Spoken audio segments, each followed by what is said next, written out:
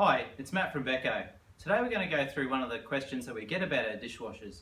Now, depending on the model, it comes through in a couple of different forms, but we're going to look at some of the ways you can maybe fix this at home and go through the steps involved in that. So with our dishwashers, what we sometimes see is a blockage actually occurs, and it creates a couple of different symptoms that you see from your dishwasher. Now, it can form in the display. You can see an error code that shows an EO1 error. You can also see that your dishwasher might get stuck on a P1 wash cycle, or you might actually hear the pump continuing to run like a whirring sound, and you won't be able to turn it off unless you switch it off at the wall. So today we're going to go through a couple of steps that might actually get your dishwasher up and running again so you can continue to wash your dishes. So the first thing to do is to just clean the filter inside the unit, and you're checking for any large particles that might be causing a blockage, but it's also a good time to really make sure those filters are clean. So you can find the filter inside the machine. You do need to pull the bottom basket out, so we'll just do that.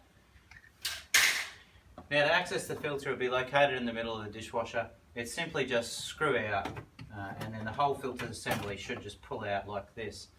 Now, you do have two filters in your dishwasher. You've got your micro filter, which catches small particles, and then your coarse filter, which catches your bigger particles. We'll show you in a minute how to clean them properly as well. Just while we're here, you can, on all our models, remove the spray arms as well. And it's a good time if you're here to actually clean them. So they just pop up on the bottom and you can flush them with a hose.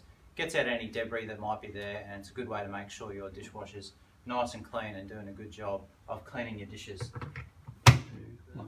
You can also clean the top arm at the same time.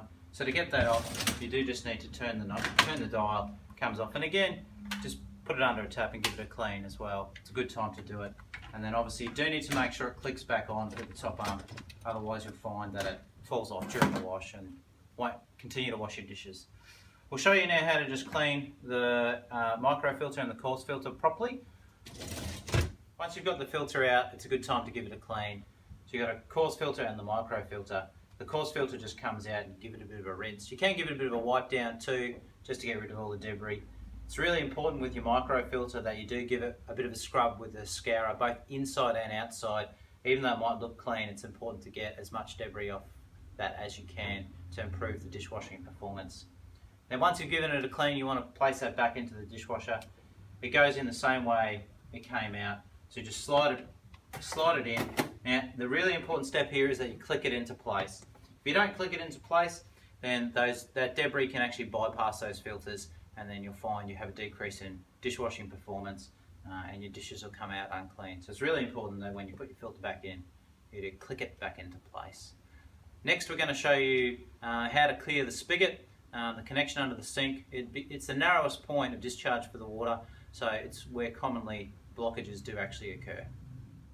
So here we are under the sink. Now we need to check the discharge hose and the connection into your S-bend. Now, normally you'll find it's connected with a clamp, just holding the hose on. We've already undone the clamp just to make it a little bit easier to come off.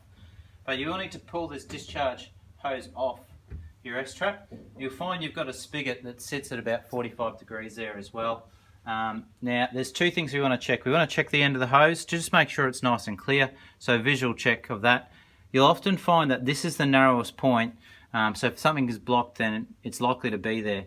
Now, you can see here that this one's been fully drilled out. So sometimes that connection hasn't been drilled out the whole way. So you just want to make sure it's got a nice open entry.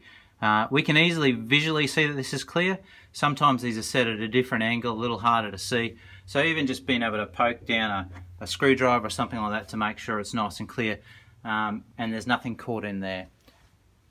Once you've done that, then it's just a matter of reconnecting it. So obviously you just put the discharge hose back on and then retighten your clamp, and that's back in place and ready to go.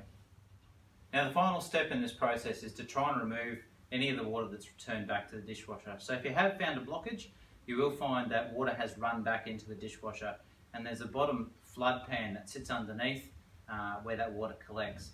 Now, if water has gone there, you will find that that's what's activated your EO1 error, or why it's stuck on P1, or that whirring continual pump sound. That's actually the water that's gone back in to the unit that's causing that. So we do need to remove it. So we've already taken this dishwasher out of its current position. And we do that just so we can tilt it back far enough to get that water to run out of that bottom flood pan. Now we do recommend that you put a towel down, so it's important that you put a towel down behind the machine because we don't know how much water will actually come out. In this case, there is no water in this machine, but just to show you, you just need to tilt it back slightly. It doesn't have to be too far, and then obviously once all that water's run out, give it a bit of a clean up. But that should allow you to run another wash, which will hopefully run smoothly and get you washing your dishes again with your Beko dishwasher.